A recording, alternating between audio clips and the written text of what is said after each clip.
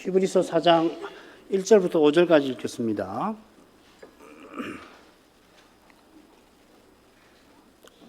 그러므로 우리는 두려워할지니 그의 안식에 들어갈 약속이 남아 있을지라도 너희 중에 혹 미치지 못할 자가 있을까 함이라. 저희와 같이 우리도 복음 전함을 받은 자이나 그러나 그 들은 바 말씀이 저희에게 유익되지 못한 것은 듣는 자가 믿음을 화합지 아니함이라. 이미 믿는 우리들은 저 안식에 들어가는도다. 그 말씀하신 바와 같으니 내가 노하여 맹세한 바와 같이 저희가 내 안식에 들어오지 못하리라 하셨다 하였으나 세상을 창조할 때부터 그 일이 이루었느니라. 제7일에 관하여는 어디 이렇게 일렀으되 하나님은 제7일에 그의 모든 일을 쉬셨다 하였으며 또 다시 거기 저희가 내 안식에 들어오지 못하리라 하였으니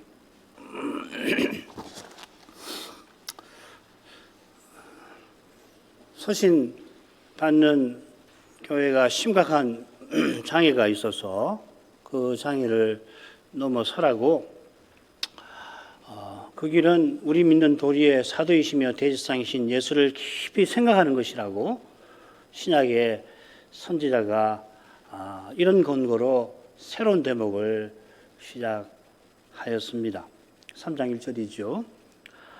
그처럼 이 대목 한가운데 3장 7절부터 해가지고서 4장 11절에서 핵심 주제를 다루게 되는데 그 3장 그 7절에 보면은 성신께서 이르시는 바를 먼저 전합니다.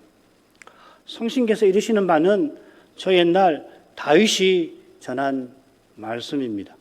오늘날 너희가 그 음성을 듣거든 할 때 그 오늘은 필시 이 언약궤를 예루살렘 장막에 모신 날일 것 같아요. 아무리 생각해봐도 그날이 가장 그럴 만한 날인가 생각이 됩니다.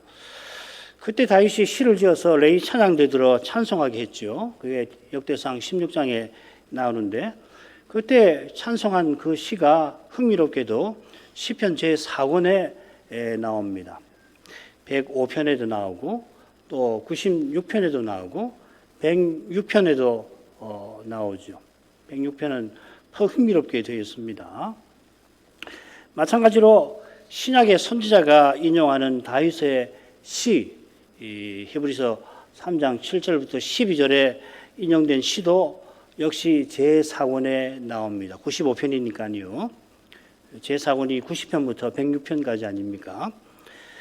이 시편 제4권은 이스라엘이 포로에서 돌아온 역사적 배경과 붙어 있습니다. 그런 배경에서 다윗이 쓴 시를 찬송한 것이죠.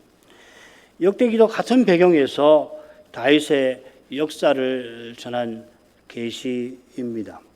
역대상 11장부터인가요? 거기서부터 마지막까지 계속 다윗의 생애를 사무엘 상하에서 나오지 않은 열왕기 상까지 나오지 아니하는 많은 내용을 여기에 담아서 다윗의 역사를 전했습니다. 역대기 선지자가 언약궤를 예루살렘 성막에 옮긴 그 사건을 포로에서 돌아온 자신의 현실에 비추어서 살핀 것처럼 신약의 선지자도 자신이 직면한 그 현실에 비추어서 다윗의 시를 지금 성신께서 이르시는 말씀으로서 전합니다. 마찬가지로 히브리서 선지자는 이 대목 첫째 단락 3장 1절부터 6절에서 다윗이 주목한 역사, 즉 광야 시대에 주신 그 계시를 특별히 인용하죠. 민수기 12장 7절 말씀입니다. 미리암과 아론의 반역이 있었고 그리고 민수기 14장으로 가면은 정탐의 말을 듣고서 이스라엘이 이집트로 돌아가겠다 하는 배도가 있습니다. 이런 역사에 비추어서 모세는 나의 온 집에서 충성됨이라 하신 이 말씀이 실로 중요합니다. 미리암이 모세를 비방하다가 문둥병에 걸려서 모세의 기도로 낳은 그 일에서 이스라엘이 보아야 할 것을 만일에 제대로 보았다면은 이어 가나안 정탐에서 10정탐의 말을 듣지 않고 이 2정탐 믿음 있는 말을 들었을지도 모를 일입니다. 신약의 선자가 바로 이 사건을 가나안 정탐 사건을 염두에 두면서 인용한 시편 95편을 이렇게 해석합니다. 히브리서 3장 16절부터 18절 읽겠습니다. 듣고 경록케 하던 자가 누구뇨? 모세를 쫓아 애굽에서 나온 모든 이가 아니냐? 또 하나님이 40년 동안 누구에게 노하셨느뇨? 범죄하여 그 시체가 광야에 엎드러진 자에게가 아니냐? 또 하나님이 누구에게 맹세하사 그의 안식에 들어오지 못하리라 하셨느뇨? 곧 순종치 아니하던 자에게가 아니냐? 모세를 쫓아 이집트에서 나온 모든 이가 범죄하여서 그 시체가 광야에서 엎드러진 일은 가나안 정탐 사건과 다 붙어 있습니다. 미리암 사건 직후에 여호와께서 12정탐을 가나안에 보내라 하십니다. 12정탐이 돌아와서 보고하는데 10정탐이 불신앙의 보고로 백성을 공포에 떨게 만듭니다. 2정탐 여호수아와 갈렙이 두려워하는 백성을 진정시키고 우리가 곧 올라가서 그 땅을 취하자 능히 이기리라 격려합니다마는 10정탐의 말을 들은 백성들은 밤새 곡하다가 그리고 이튿날 우리가 한 장관을 세우고 애굽으로 돌아가자 합니다. 여호수아와 갈렙이 그런 그들을 만류하면서 그 땅 백성을 두려워하지 말아라. 그들은 우리의 밥이다. 이렇게 목소리를 높였죠. 그러나 백성들이 이번에는 돌을 들어서 그들을 치려 하였습니다. 바로 그때 여호와께서 이 백성이 어느 때까지 나를 멸시하겠느냐, 어느 때까지 나를 믿지 않겠느냐 하시며 이 거역한 배도한 백성을 멸해버리고 모세를 통해서 더 크고 강한 나라를 이루겠다 하십니다. 1년 전에 비슷한 일이 시내산에서 일어났지요. 그때처럼 이번에도 모세가 백성을 위해서 간구합니다. 여호와께서 이 모세 중보자의 간구를 들으시고 내 말대로 사노라 하셨지만은 나를 시험하고 내 목소리를 청종치 아니한 그 사람들은 내가 그 조상들에게 맹세한 땅을 결단코 보지 못할 것이라 선언하였습니다. 광야 1세대가 모두 시신이 되게 하겠다.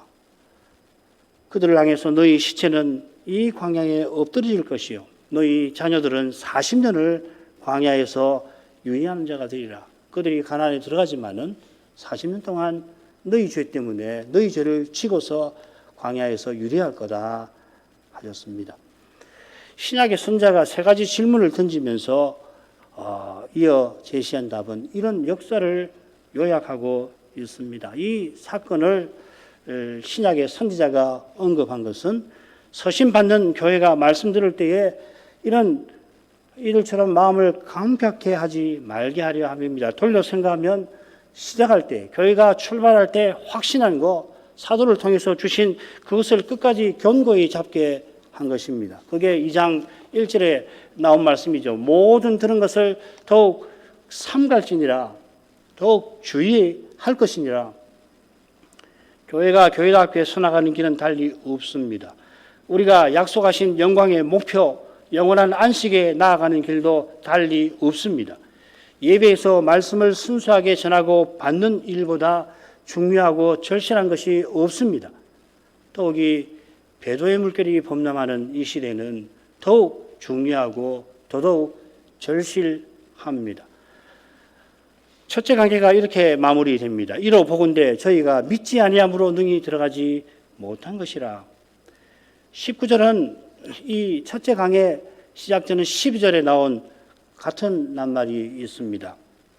거기는 염려하다 이렇게 새겼는데 여기서는 본다 했습니다. 서신 받는 교회들어 살펴보아라, 염려라는 말인데 살펴서 보라는 말이잖아요. 그렇게 단락을 시작한 선자는 우리가 보고 있다 하면서 마무리합니다. 지금 첫째 강의에서 전한 그 교훈을 여기서 요약합니다. 요약한 교훈은 저희가 믿지 아니함으로 능히 들어가지 못했다 한 것입니다. 이스라엘이 불신앙 때문에 들어가지 못했다. 여기 이제 불신앙이라는 말이 여기 19절, 12절에도 불신앙 때문에, 근데 그걸 풀어가지고 믿지 아니함으로 이렇게 풀었지만 원래 명사입니다. 불신앙이라는 말입니다. 히브리서에 여기 두 곳만 나옵니다. 열 정탐과 달리 여호수아와 갈렙은 여호와께서 우리를 기뻐하시면 우리를 그 땅으로 인도하여 드리시고 그 땅을 우리에게 주시리라 여호와와 그 약속을 믿었습니다. 12정탐이 함께 큰 포도송이와 성류와 무화과를 가져와서는 과연 젖과 꿀이 그 땅에 흐르고 이것은 그 땅의 실관이다 이렇게 보고합니다마는 믿음의 눈에는 정탐한 땅이 심히 아름다운 땅이었는데 불신앙의 눈에는 그 땅이 거민을 삼키는 땅으로 보였습니다. 똑같은 현실을 보고 왔는데 전혀 달리 보였습니다. 믿음 없는 열정탐과 역시 믿음 없는 백성들은 거민을 삼키는 땅에 두려워서 들어갈 수가 없었습니다. 신약의 선지자가 우리가 보고 있다, 우리가 본다 한 것은 믿음의 눈으로 본다 하는 것입니다.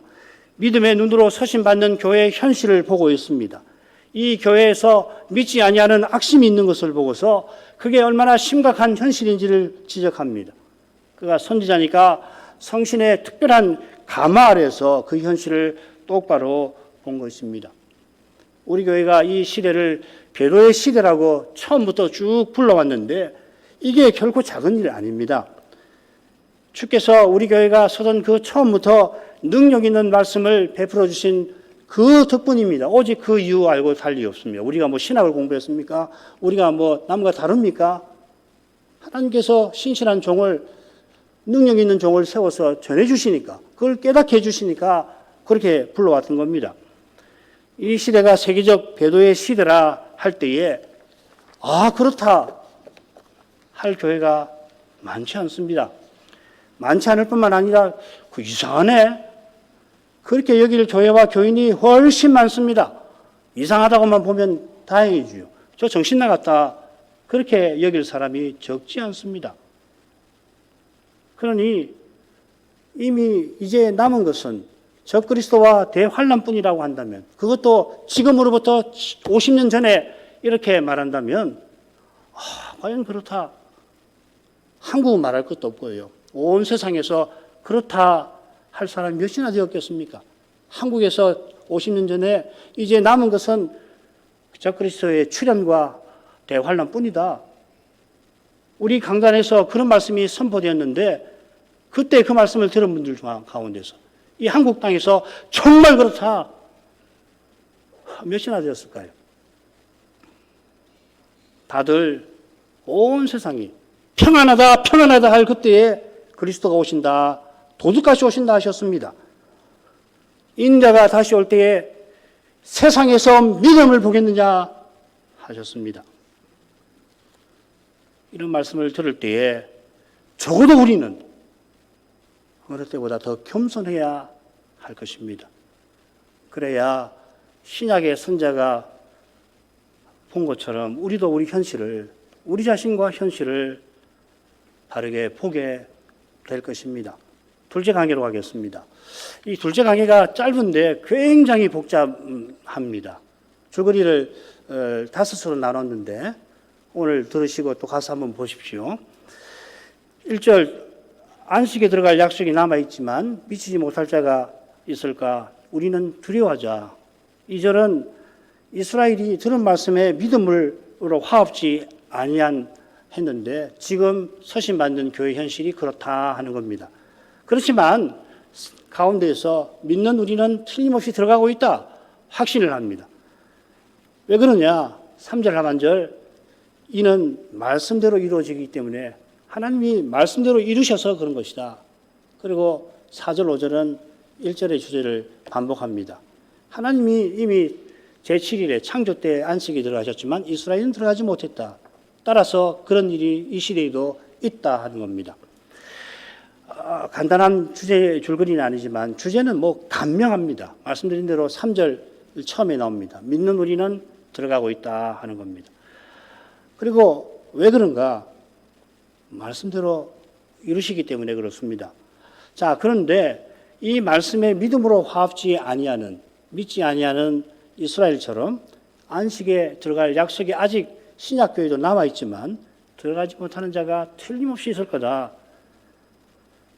그래서 이런 일을 우리는 두려워하자 하면서 선지자가 이 단락을 시작합니다. 갑시다. 1절 읽겠습니다. 그러므로 우리는 두려워할지니 그의 안식에 들어갈 약속이 남아있을지라도 너희 중에 혹 미치지 못할 자가 있을까 합니다.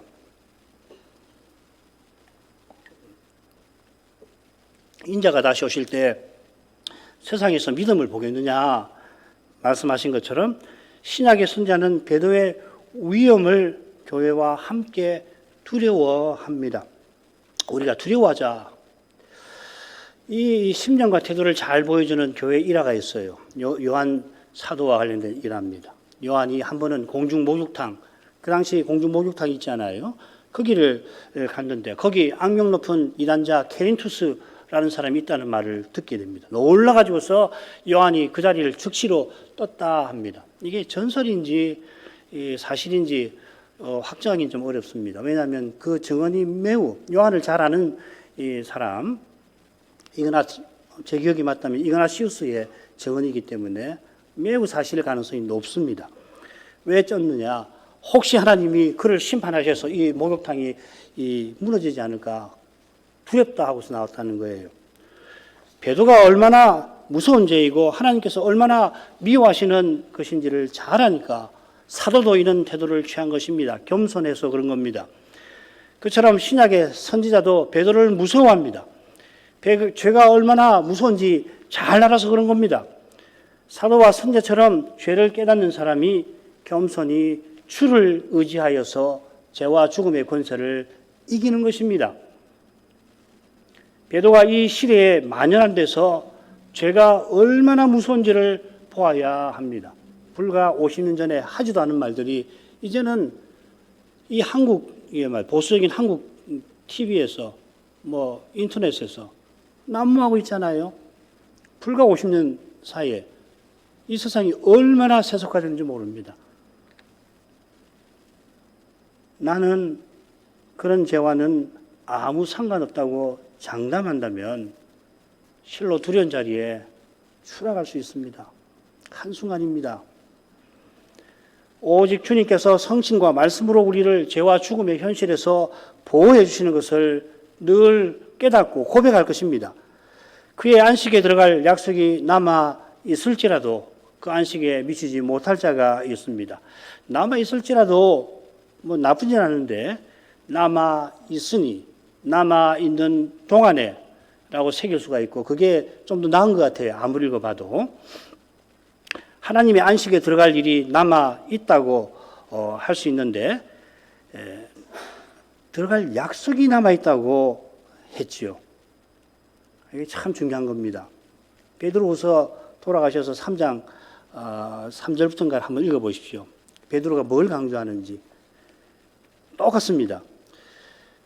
그리스도께서 다시 오시는 그날에 우리가 약속대로 하나님의 안식에 들어갑니다. 하나님이 약속을 이루시니 우리가 들어갑니다. 다시 오실 날이 정해져 있는데 그 정해진 순간까지 시간이 흘러가니까 자동적으로 그 일이 이루어지는 것처럼 그렇게 생각해서는 안 됩니다. 그 운명론이잖아요. 하나님께서 약속을 이루려고 이 순간에도 신실하게 일하십니다. 오늘 하루도 이렇게 밝았고 그리고 점점 밝아지고 또 오후를 향해서 가는 이것도 중요한 증거죠. 구약에서는 이 신실하심을 여호와의 열심이라고도 불렀습니다. 하나님께서 그 일에 마음을 쏟으시고 그 일을 이루려고 온갖 일을 하십니다. 하실 수 있는 모든 일을 하십니다. 그래서 독생자를 내어주시는 일까지도 하신 겁니다. 그 독생자를 보내시기 위해서 구약시대에 가진 일을 하셨습니다. 그처럼 재림 때까지 우리 주님은 그리스도는 충성스럽게 맡은 직무를 이루어 주십니다. 히브리서에서는 쉬지 않고 기도하신다고 했어요. 그 간구를 받아서 아버지께서 약속을 이루어 주십니다. 우리가 어떻게 되겠습니까? 주님이 그렇게 하시는데 우리는 뭡니까? 그럴 수가 없죠. 우리도 신실하게 기도하는 것입니다. 우리 같은 사람도 써주시기를 구해야 하는 것이에요. 그렇게 그리스도와 아버지께서 신실하게 일하십니다만 놀랍게도 너희 중에 그 안식에 미치지 못할 자가 있을까 선자는 두려워합니다. 하나님의 능력이 모자라서 이런 일이 생기는 거 아닙니다. 죄가 그만큼 강력해서 그런 겁니다. 이 강력한 죄를 아무도 제압하지 못하는 그 죄를 하나님이 제압하시고 더욱이 하나님께서 그 죄를 사해 주십니다. 하나님만 하시는 일입니다. 구원은 오직 하나님께 있고 하나님의 은혜입니다. 이걸 기억하고 겸손히 약속하신 그리스도를 의지하는 자가 하나님의 안식에 들어가는 것입니다. 한번 믿었으면 다음에 무슨 짓을 해도 나는 구원받는다. 이렇게 말하는 사람들이 적지 않은데 믿음이 무엇인지 몰라도 참으로 모르고 하는 말입니다. 믿음은 그런 거 아니죠. 자기 죄가 얼마나 많고 끔찍한지를, 내가 얼마나 죄인가를 깨닫는 사람은 날마다 그리스도의 공의를 의지하지 않을 수 없어요. 자기가 얼마나 연약한 존재인가, 하나님의 일에 있어서는 특별히 전적으로 무력하다는 것을 아는 이는 주님께서 나를 이날에도 붙들어 주실 것을 간구합니다. 이렇게 주님을 의지하는 심정, 곧 자기를 부인하는 태도가 그리스도께서 충성스럽게 일하시는 증거일 것입니다. 우리 주님이 우리의 손을 이제도 꼭 붙잡아서 이렇게 우리가 지금 하나님을 예배하게 하시는 겁니다. 우리가 잘나서 우리는 예배를 드리고 있는 거 아니잖아요. 2절로 가겠습니다. 저희와 같이 우리도 복음 전함을 받은 자이나 그러나 그 들은 바 말씀이 저희에게 유익되지 못한 것은 듣는 자가 믿음을 화합지 아니함이라.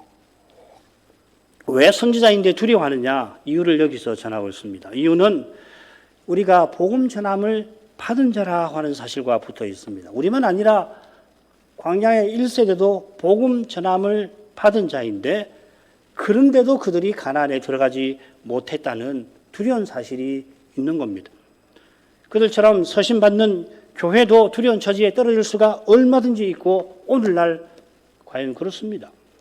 광야의 이스라엘과 신약 백성이 근본적으로 다를 수 없어요. 우리는 현대인이니까 낫습니까? 그렇지 않잖아요. 현대인이니까 더 열악할 수 있지 않습니까? 얼마나 세속화됐는지, 얼마나 인간의 이성에 짓눌려 있는지, 과학주의에 우리가 물들어 있는지 모릅니다. 그게 장점이 없는 건 아니지만 하나님을 믿는 일에 있어서 결국 낫지 않잖아요. 죄는 오죽 많습니까? 이 시대에. 더욱이 지금 이 시대의 신약 백성이 저 옛날 광야의 이스라엘보다 형편이 낫긴 한 겁니까? 광야의 이스라엘은 제2세대가 1세대와 달리 가나안에 들어갑니다. 하나님이 약속하셨습니다. 신약 백성이 그런 약속이 있긴 합니까? 하나님께서 온 세계의 배도가 일어나긴 하지만은 어느 지역, 어느 백성은 내 안식에 틀림없이 들어가게 해주겠다는 약속이 있습니까? 없어요. 오직 복음을 듣고 믿는 자가 들어간다는 약속이 있을 뿐입니다. 그와 아울러서 복음을 들었지만 믿음을 화합지 아니하는, 믿지 아니하는 일이 신약시대에도 분명히 있습니다. 우리 주님은 인자가 오실 때 세상에서 믿음을 보겠느냐 이런 말씀까지 하셨어요. 신약의 선지자가 교회가 막 서나가는 시점에서 이렇게 두려워했다면 지금 우리는 과연 주님 말씀처럼 얼마나 깨어서 근신해야 하겠습니까? 이것이 이 부분의 주제인데 한두 가지만 더 생각을 하고 넘어가겠습니다. 복음 전함을 받은 자라 하고서 그 들은 바 말씀이라고 덧붙입니다. 그 들은 바 말씀은 저희에게 하신 말씀이니 구약 선지자가 전한 말씀이죠. 이사야가 53장에서 장차 보내실 여호와의 종에 관해서 전했습니다. 메시아에 관해서 이사야가 53장에서만 전한 거 아닙니다. 이사야만 전한 게 아니라 모든 구약이 오실 메시아를 증거합니다.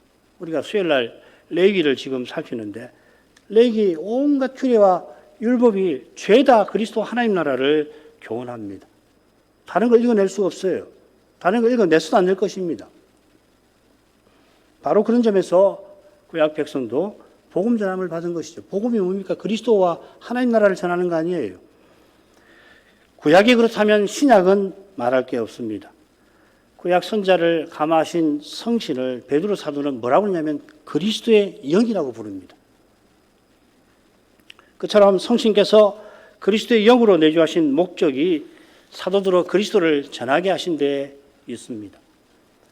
요한복음 16장 14절을 읽으십시다. 13절부터 15절이 한 단락 읽은 건데 14절 그가 성신께서 내 영광을 나타내리니 내 것을 가지고 너희에게 알리겠습니다. 성신께서 그리스도의 영광을 나타내려고 우리 안에 내주하시고 영원히 그러하십니다. 그처럼 하나님의 영과 적그리스도의 영을 분별하는 길은 예수 그리스도께서 육체로 오신 것을 시인하느냐 아느냐 하는 겁니다. 기독론에 달려있는 겁니다. 그 말은 사도가 전한 그 말씀을 듣느냐 전하고 받느냐 하는 여부에 달려있는 거예요. 이 시대만큼 사도가 전한 대로 그리스도를 전하고 받는 일이 중대한 때가 없습니다. 정말 이런 일이 있느냐? 다음으로 믿는 자가 믿음을 화합지 아니함이라 한 뜻을 조금 살피겠습니다. 이 번역을 좀 고쳐야 해서 말씀드리기가 좀 저어되는 면이 있는데 오해하지 말고 들으시길 바랍니다. 한글 개역의 표현이 정확히 무슨 뜻인지 명확하지는 않습니다. 아마 대충 이 듣는 자가 믿음을 결붙이 않았다, 말씀에 결붙이 않았다 이렇게 아마 여러분들 마음속에 그 뜻이 떠오르실 것 같아요. 뭐 그것도 괜찮습니다. 나쁜 번역은 아니고 나쁜 해석도 아니라고 생각이 됩니다. 그런데 사용된 한자가 화합이라고 되어 있어서 좀 더 해석하기 힘들죠. 왜 이렇게 결합 뭐 이런 말을 쓸 수 있을 텐데 왜 화합이라고 했나? 이유가 있어요. 이 화합이라고 새긴 표현이 흔히 사람과 사람의 연합을 가리킨 데 쓰는 거거든요. 그래서 이 화합이라고 번역을 하셨을 겁니다. 자, 이걸 고려하면 그들이 들은 자들과 믿음으로 연합되지 못했다 이렇게 새겨도 좋아요. 영어에는 최근에 이런 번역이 이제 하나씩 등장하는데 이게 원문에 더 충실한 번역이 됩니다. 이렇게 해석하면 어떻게 되냐면 들은 자들은 여호수아와 갈렙을 그리고 3절에 나오는 믿는 우리를 가리킬 수가 있습니다. 믿음으로 들은 자들과 연합되지 못했으면은 복음 전함을 받고 믿지 않은 사람들 어떻게 됩니까? 그 연합에서 탈락됐다는 이야기죠. 이 배도했다는 이야기입니다. 요한일서에 있는 것처럼 저희에게 나간 것은 저희가 우리에게 속하지 아니함을 인함이라 그 말씀과 관련된 이 표현입니다. 아무튼 이런 뜻이 있다는 거 그리고 이것이 그 다음 4장 3절과 이어진다는 것만 생각하시고 들으시면 좋겠습니다. 가겠습니다. 이미 믿는 우리들은 저 안식에 들어가는도다. 3절도 2절처럼 왜냐하면 하고 시작됩니다. 신약의 선자는 우리가 들어간다 하는 사실을 강조하면서 광야의 1세대가 들은 이들과 연합되지 못했던 그래서 구원받는 그 무리에서 탈락된 이유를 여기서 대고 있습니다. 믿지 아니한 그들과 달리 믿는 우리는 틀림없이 안식에 들어가기 때문입니다. 우리처럼 말씀을 들은 약속을 믿은 여호수아와 갈렙도 가나안에 들어갔고 아브라함처럼 저 하늘 본향에도 그들은 들어갔습니다. 믿는 우리도 저 안식에 들어가고 있습니다. 지금 우리 번역대로 틀림없이 들어간다. 뭐 틀림없다는 말은 안 했지만 그렇게 새겨도 좋고요. 들어가고 있다. 이렇게 새겨도 좋습니다. 믿는 우리는 들어가고 있다. 이미 믿는 우리라고 번역을 했는데 이렇게 새기면 안식에 틀림없이 들어간다는 점을 강조할 겁니다. 그런데 들어가고 있는 그 점을 신약의 선자가 말하려고 한다면은 그냥 번역대로 원문대로 믿는 우리라고 새기는 게 좋습니다. 임이라는 말 거기 꼭 넣어야 될 건 아니거든요. 원문에는 그런 말이 없으니까요. 믿는 우리는 저 안식에 들어가고 있습니다. 믿는 우리가 안식에 들어가고 있다고 확신하는 근거를 이어서 4장 3절 하반절에서 되고 있습니다. 그 말씀하신 바와 같으니 이것을 강조해서 읽으셔야 됩니다. 내가 노하여 맹세한 바와 같이 저희가 내 안식에 들어가지 못하리라 하셨다 하였으나 세상을 창조할 때부터 그 일이 이루어지느니라. 믿는 우리가 저 안식에 들어가고 있는 것은 하나님이 그렇게 말씀하신 데였습니다. 자, 그런데 그 말씀하신 바와 같다 하고서 여호와께서 맹세로서 믿는 자는 내 안식에 틀림없이 들어가게 하겠다. 그런 말씀이 인용된 게 아니라 반대로 광야의 1세대 들어 맹세코 내 안식에 들어가지 못하게 하겠다. 이런 말씀을 인용을 하죠. 그런데 바로 이어서 창세 때 하나님께서 하신 일을 덧붙여 전합니다. 하나님이 이미 창세 때 인생이 들어갈 안식을 이루어 놓으셨습니다. 그 안식에 믿지 아니한 광야의 1세대를 들어가게 못하게 하겠다고 맹세까지 하셨다면 믿는 우리는 틀림없이 들어가게 하신다 그 말이죠. 하나님께서 말씀하신 대로 이루시는 분이니까 우리가 말씀대로 안식에 들어가고 있다 확신할 수 있습니다. 눈앞의 현실이나 우리 자신을 봐서는 확신 안 생기죠. 인생이 아침에 믿었다가 오후에는 그 믿음이 흔들흔들하는 경우가 있고 예배에 들어서는 주의 영광을 보았다 하지만은 돌아서서는 그 영광이 온데간도 없을 수가 얼마든지 있잖아요. 이것은 우리가 구원에 전혀 기여하지 못하는 것과 붙어 있습니다. 우리가 구원에 기여하지 못하는 그 사실 자체가 구원에 확신을 주는 건 결코 아니지요.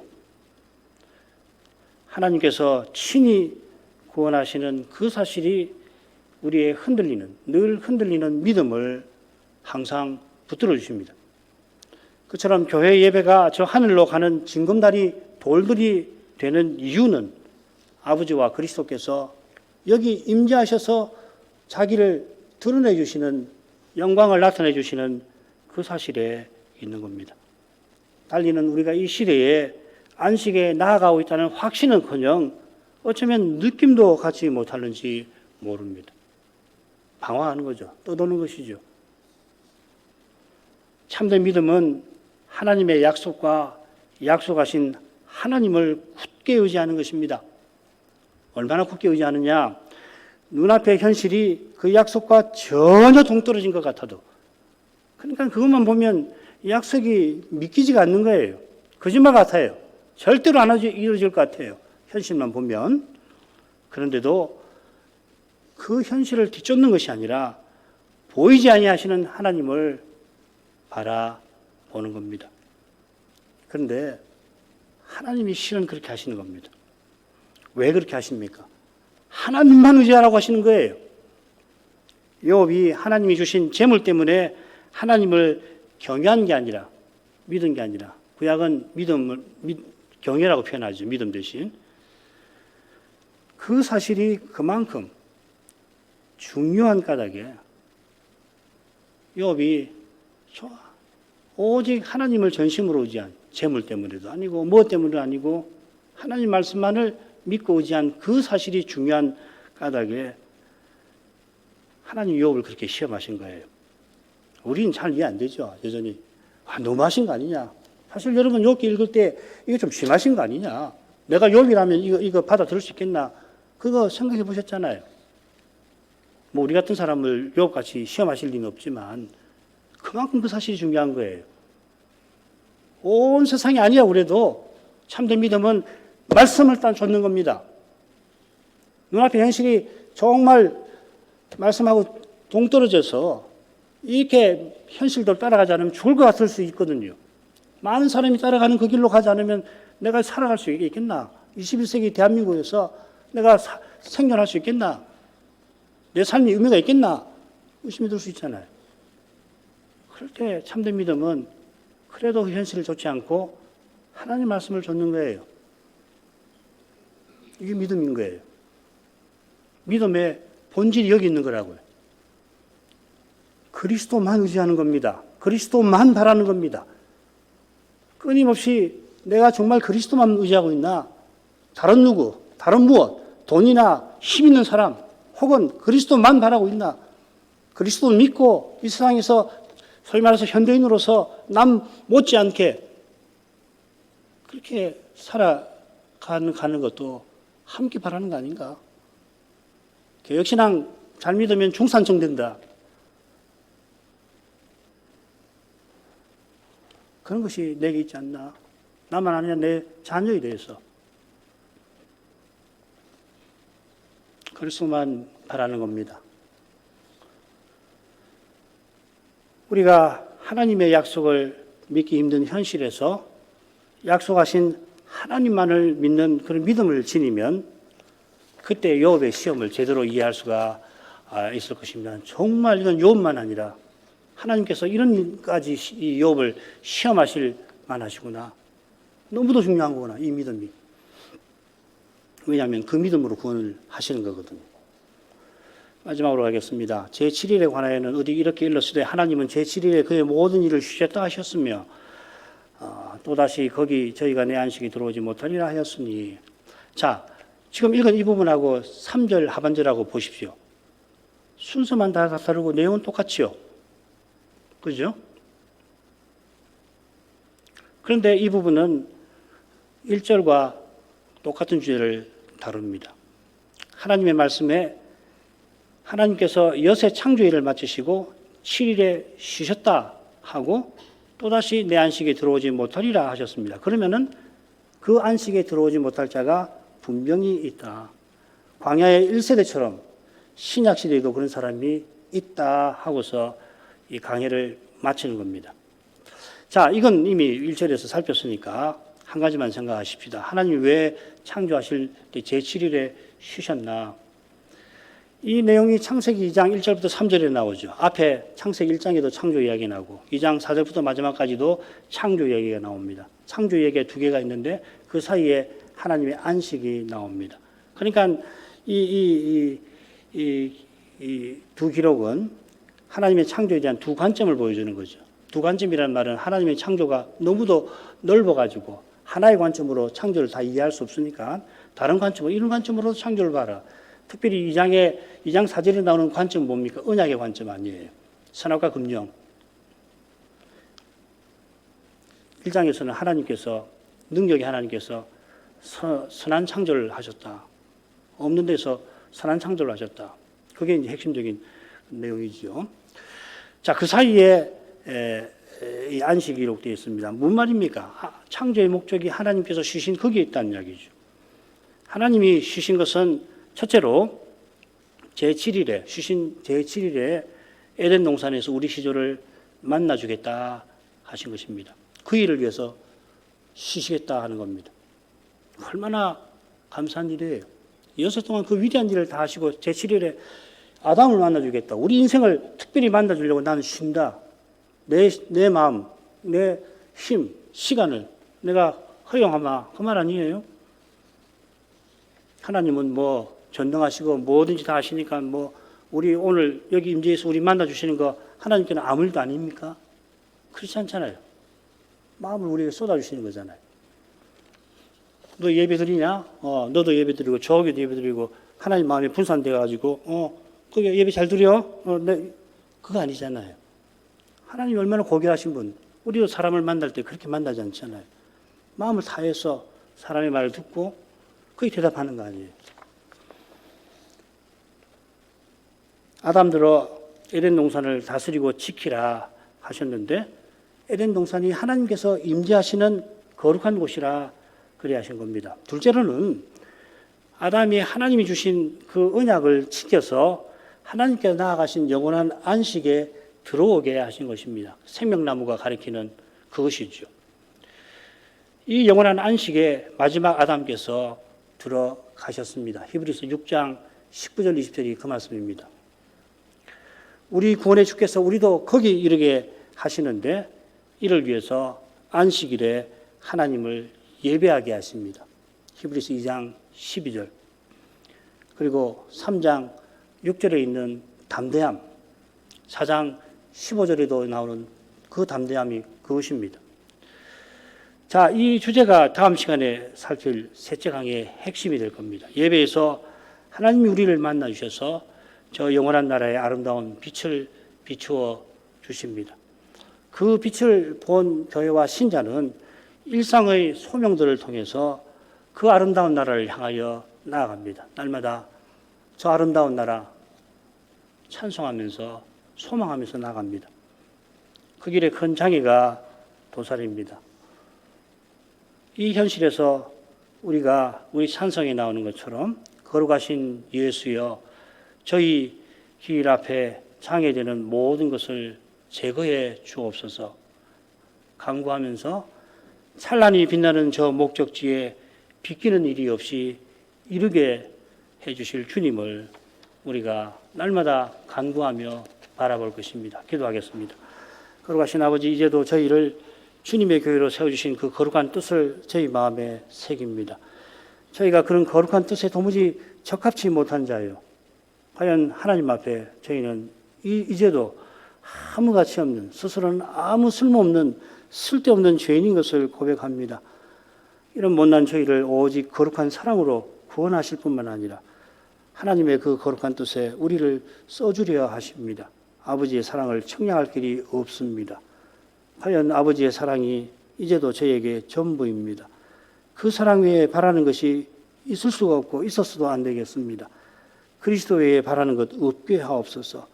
그래야 할 때 비로소 바랄 수 없는 중에 바라고 믿고서 아브라함처럼 저 영광을 향해 나아갈 수가 있을 겁니다. 자비하신 아버지, 이런 믿음을 우리에게 내려 주옵소서. 이 믿음은 오직 들음에서 나고 들음은 그리스도의 말씀으로 말미암습니다. 이 시대 우리에게, 이 시대의 신자들에게 무엇이 절실한지, 우리가 무엇을 간절히 구해야 할지 모를 수가 없겠습니다. 하늘에 계시는 대지상께서 기도하심을 이제 바라봅니다. 예수님 이름으로 기도합니다. 아멘.